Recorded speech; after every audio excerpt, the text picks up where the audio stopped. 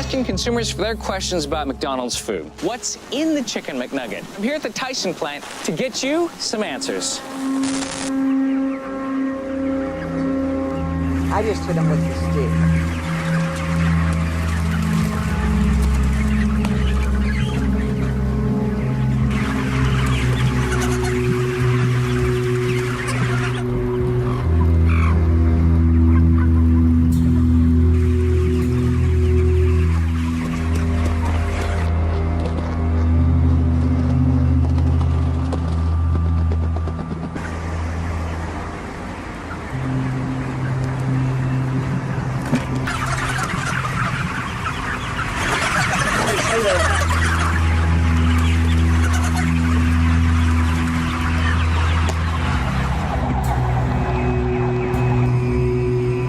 Tommy added a couple of birds to the bucket in the middle of the barn, and this one here, she's still alive. You can see her blinking.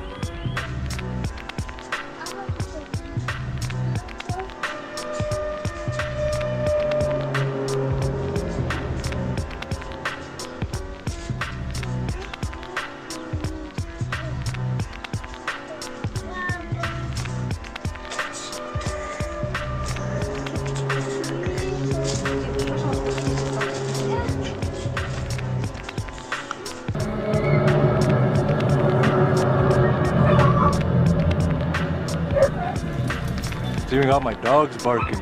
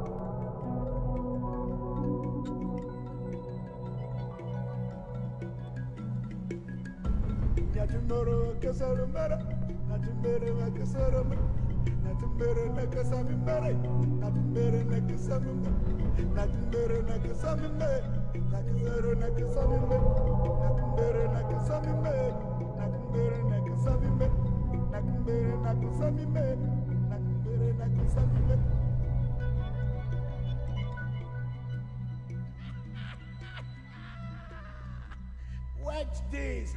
A very deep story is coming from the sky, from the universe. It's coming down. It's coming.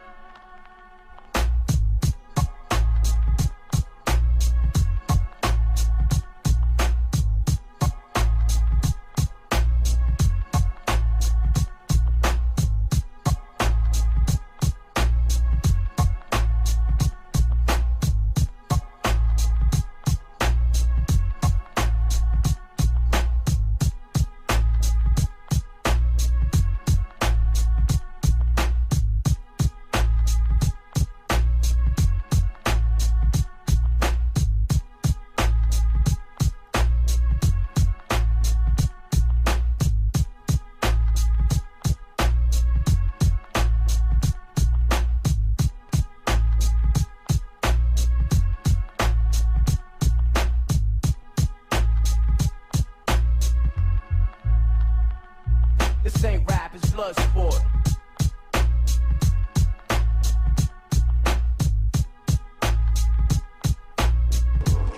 You know, the critics are saying, oh, Farrakhan talking all this black talk and went over to this white man, L. Ron Hubbard. Stop.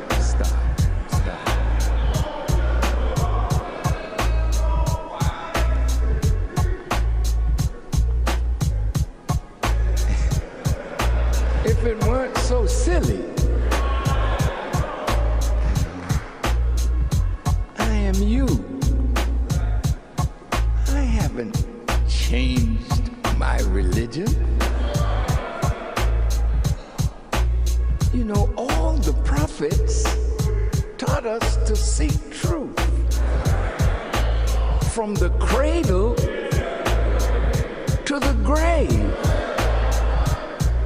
Said wherever knowledge is, you should seek to be a possessor of it.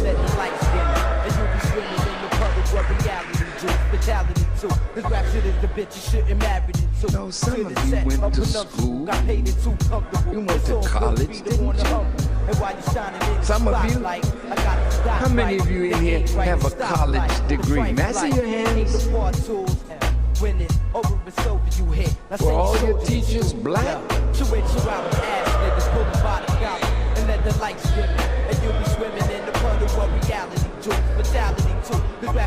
They weren't. You mean to tell me you sat in the class with a white professor and got you a degree? And now you're working for white people getting a salary? Did you ask your teacher, how many times have you called black people nigger?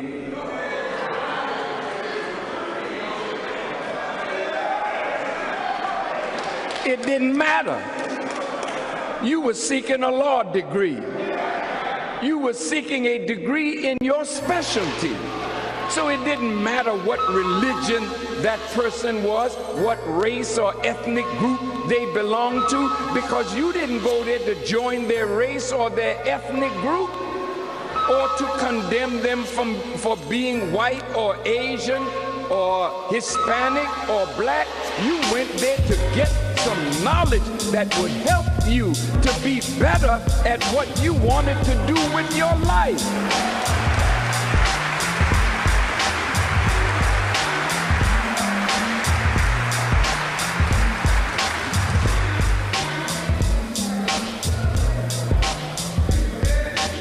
I have been fighting cancer since 1999 or 98 when we discovered it, or 97, and it almost killed me. My first experience with doctors was at Howard University Hospital, because I saw a cartoon in a New York newspaper that had Farrakhan on a gurney with Jewish doctors about to, and they had X's around my neck, and these doctors were going to execute Farrakhan. So I said, well, maybe I better get out. I better go find me some black doctors that may have a better idea. So I was so sick, they put me on a plane. My daughter's a nurse. Oh, by the way, she didn't get her degree from a black school. She got it from DePaul University. And her teachers were white. What about that? Did that make her less my daughter? Did that make her less a Muslim? Did that make her less a concerned black person for the rise of her people? And because she went to DePaul under those white professors and got her degree, she saved my life.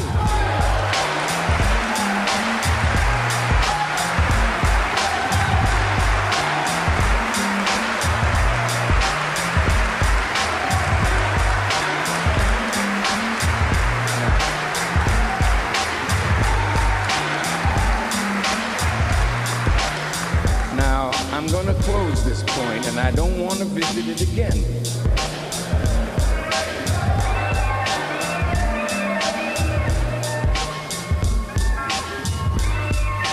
Do you know that there are no people on this planet who have suffered the kind of slavery that black people in America and the Western Hemisphere have suffered? Now, everybody has their suffering. I mean, there's no ethnic or racial group that hasn't endured some kind of suffering. But yours has been the worst. Worst how? Because you have been deprived. We have been deprived of self-knowledge. That's a terrible condition, for you not to know your origin in the world, your history, speak your language, have a name from your own father, know something about your history and your culture. All of that was stripped from us, and we were placed in a form of slavery unlike any form that existed before us. Not chattel slavery for a day or a year or a month. We feel the pain of Jewish people in their suffering. Some of them said they suffered for 5,000 years. I don't think so, but even if you did, fine. But you still know who you are. You still have your culture, your religion. But here's a people absolutely stripped. Our manhood totally destroyed. Our women ravished before our eyes. A young man was telling me the other day about a young man who he was cutting that man's hair, and that man told him how when he was young and married to a beautiful black woman in Mississippi, how there was a white man who would come to his door and he would have to go in the barn while that man had sex with his wife.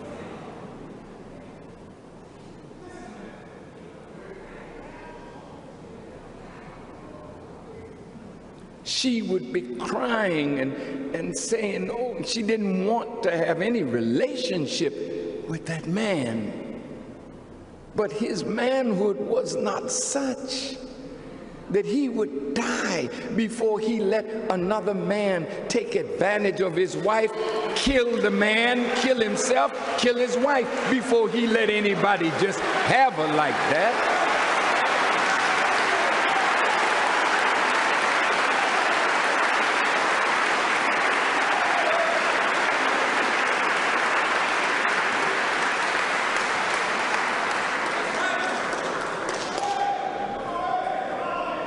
We have suffered unspeakable horror at the hands of our former slave masters and their children.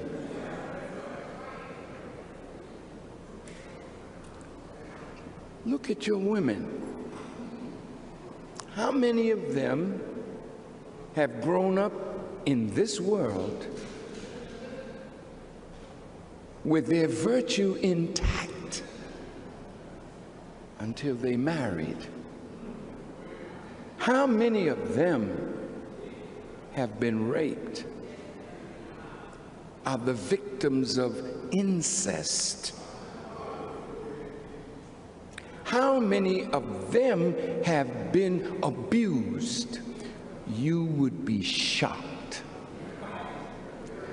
I'll leave over there and come over here. How many young men in this audience have been abused sexually by men in the community, friends? And we carry these scars into life and try to live a life, but yet in the back of our heads, even though we bury it far, far away, these things haunt us. These things are impediments to our human development and progress. Islam is magnificent. It's beautiful. We search the scriptures, as you will see and hear today, and we come up with wonderful teachings from the Honorable Elijah Muhammad, and God himself has guided us. But I found something in the teaching of Dianetics of Mr. L. Ron Hubbard that I saw could bring up from the depth of our subconscious mind things that we would prefer to lie dormant. But the auditing process brings it up, and it's like bringing up demons out of us. And just as this book Bible says, that was the work of Jesus.